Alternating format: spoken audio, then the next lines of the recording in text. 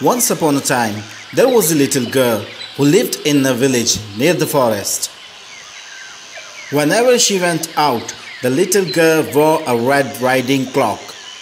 So everyone in the village called her Little Red Riding Hood. One morning, Little Red Riding Hood asked her mother if she could go to visit her grandmother, as it had been a while since they had seen each other. That's a good idea, her mother said. So they picked a nice basket for Little Riding Hood to take to her grandmother. When the basket was ready, the little girl put on her red cloak and kissed her mother goodbye. Remember, go straight to Grandma's house.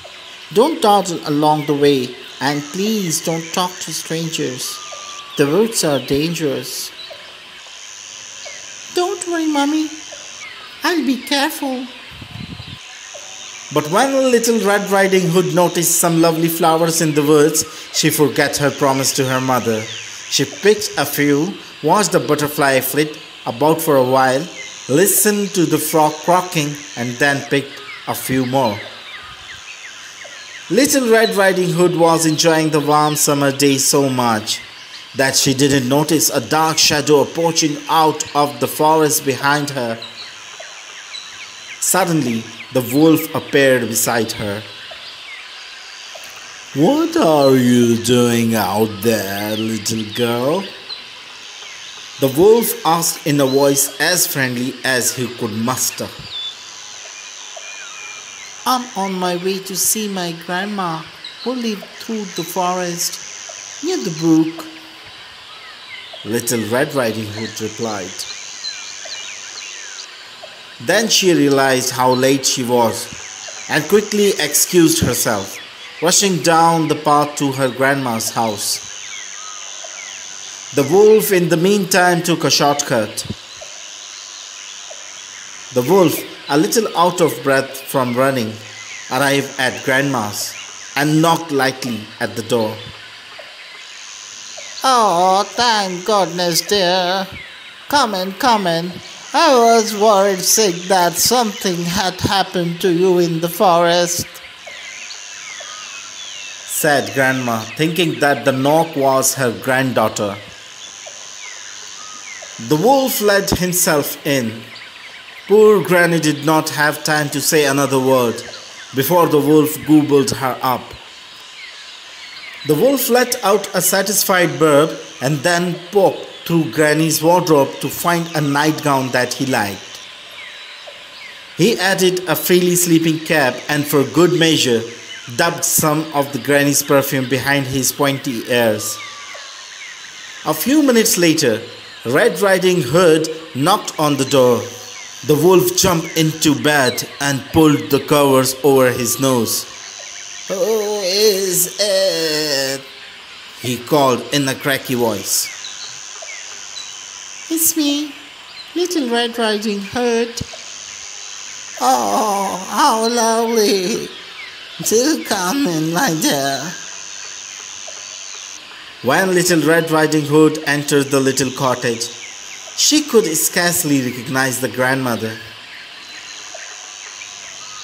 Grandmother, your voice sounds so odd. Is something the matter? Oh, I just have touch of a cold. Squeaked the wolf, adding a cough at the end to prove the point. But grandmother, what big ears you have, said Little Red Riding Hood as she edged closer to the bed. The better to hear you, my dear, wolf replied. But grandmother, what big eyes you have, said Little Red Riding Hood. The better to see you with, my dear. But grandmother, what big teeth you have, said Little Red Riding Hood, her voice quivering slightly. the better to eat you with, my dear. Roared the wolf, and he leaped out of the bed and began to chase the little girl. Almost too late, Little Red Riding Hood realized that the person in the bed was not her grandmother, but a hungry wolf. She ran across the room and through the door, shouting, "Help! Wolf!" as loudly as she could. A woodsman who was chopping logs nearby heard her cry and ran towards the cottage as fast as he could. The woodcutter hit the wolf over the head.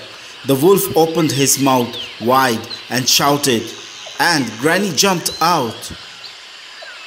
The wolf ran away, and Little Riding Hood never saw the wolf again. Oh, Grandma, I was so scared. I will never speak to strangers or talk in the forest again.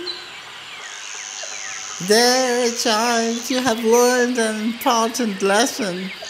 Thank goodness you shouted loud enough for this kind woodman to hear you. Moral of the story: children, especially attractive, well-bred young ladies, should never talk to strangers, for if they should do so, they may well provide dinner for a wolf. I say wolf, but are various kids of wolves. There are also those who are charming, quiet, polite, unassuming, and sweet, who pursue young women at home and in the street. And unfortunately, it is these gentle wolves who are the most dangerous ones of all.